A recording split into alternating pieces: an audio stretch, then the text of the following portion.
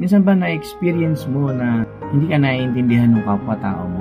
Pag meron kang sinasabi, meron kang tinuturo, may kang pinapaliwanag, meron kang gustong i-explain, meron kang gustong sabihin, pero hindi ka maintindihan, hindi ka maunawaan, hindi ka magets. Minsan, vice versa naman. Ikaw din, may sinasabi, may pinapaliwanag, may itinuturo, may gustong ibig sabihin, pero hindi ka rin maintindihan.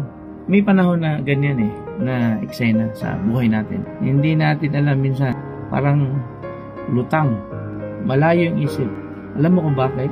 Meron kasi tayong kanya-kanyang pinagdadaanan sa buhay. May kanya-kanya tayong challenge na kinakaharap everyday sa buhay natin.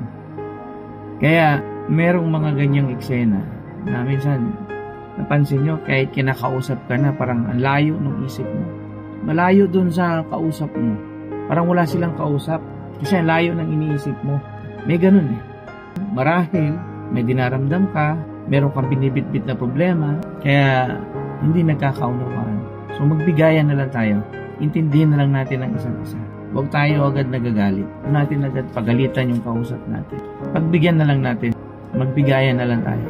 Pag panahon naman na ikaw, ganyan ka rin, edi iintindihin ka na lang din. Di ba? Uunawain ka na lang. Maging mabait na lang tayo sa isa't isa.